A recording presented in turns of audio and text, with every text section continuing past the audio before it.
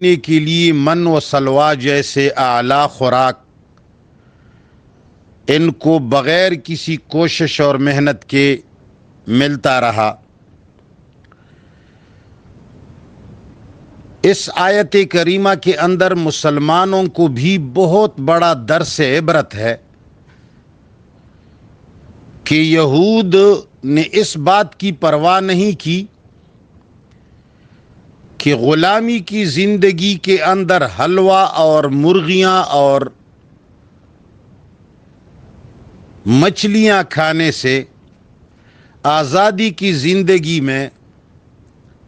دال ساگ کھانا بہت بہتر ہے، بلکہ مسلمان یا مومن یا غیور آدمی غلامی کے محلات سے آزادی کے خیمے اور چھٹیل میدان کو جنت سمجھتا ہے، مگر یہود اتنے بدسلوک اور اتنے بے وقوف تھے کہ ان کو جب یہاں اللہ تعالیٰ نے آزادی دی اور پھر آزادی کے اندر چھت کی جگہ بادلوں کا سایہ دیا اور آزادی ہی کے اندر ان کو من اور سلوا جیسے خوراک ملتا رہا، موسیٰ علیہ السلام کی طرح ایک نڈر لیڈر قائد اور پیغمبر ان کو نصیب ہوا، جن کی دعاؤں سے اور جن کی اللہ کے مانگنے کی نتیجے میں ان کو 12 چشمے پھوٹ پڑے، مگر ان کو نہ آزادی سوجی، نہ آزادی پر انہوں نے شکر کیا، نہ آزادی کی یہ نعمتیں ان کو اچھی لگی، بلکہ یہ رونے لگے کہ وہاں کی مچھلیاں، وہاں جو ہم دال ساگ کھاتے تھے، وہاں جو لہسن اور پیاز تھا، فرعون کے باغات سے جو ہم لاتے تھے، وہ کتنا مزیدار تھا یار، وہ کیسے لذیذ کھانے تھے۔ ان بے غیرتوں نے آزادی کی پرواہ نہیں کی اور اس غلامی کو یاد کرتے رہے، تو پھر انہوں نے موسیٰ علیہ السلام کو درخواست دی کہ اپنے رب سے مانگو ہمارے لیے، وہ غلامی کے زمانے میں جو ہم دال ساگ پیاز کھاتے تھے،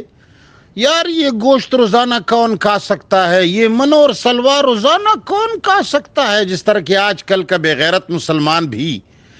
یہ اسرائیلی بھی یہی کہتے ہیں کہ گوشت بھی اگر روزانہ کھائے تو آدمی اس سے تھک جاتا ہے، تو انہوں نے بھی یہی واویلا کیا۔ وَإِذْ قُلْتُمْ، اور جب کہا تم لوگوں نے، یا موسیٰ، اے موسیٰ، لن نصبر، ہم ہرگز صبر نہیں کر سکتے، علی طعام واحد، ایک قسم کے خوراک پر، یہ ایک قسم کا خوراک ہے، یہ ہمیں نہیں چاہیے، فادع لنا، پس دعا کیجئے ہمارے لیے، ربک، اپنے رب سے، یخرج لنا، کہ نکالے ہمارے لیے، مما، ان چیزوں سے، تنبت الارض، جس کو اگاتی ہے زمین، جو چیزیں زمین اگاتی ہے ہمیں وہ چیزیں چاہیے، وہ کیا ہے؟ من بقلہا، زمین کی سبزیاں، بقل تمام سبزیوں پر اس کا اطلاق ہوتا ہے، من بقلہا، زمین کی سبزیوں میں سے، وقصائہا، اور زمین کی ککڑیوں میں سے یا بدرنگ، وفومہا، اور زمین کے لہسن سے، وعدسہا، اور مسور کی دال سے، وبصلہا، اور پیاز سے، ہمیں یہ چیزیں چاہیے، یہ بٹیریں، یہ من و سلوا، یہ ہمیں وہ غلامی والی جو دال ساگ اور پیاز جو ہم کھاتے تھے نا وہ ہمیں یاد آتا ہے. ہمیں وہ چیزیں چاہیے. ان ظالموں نے یہ نہیں سوچا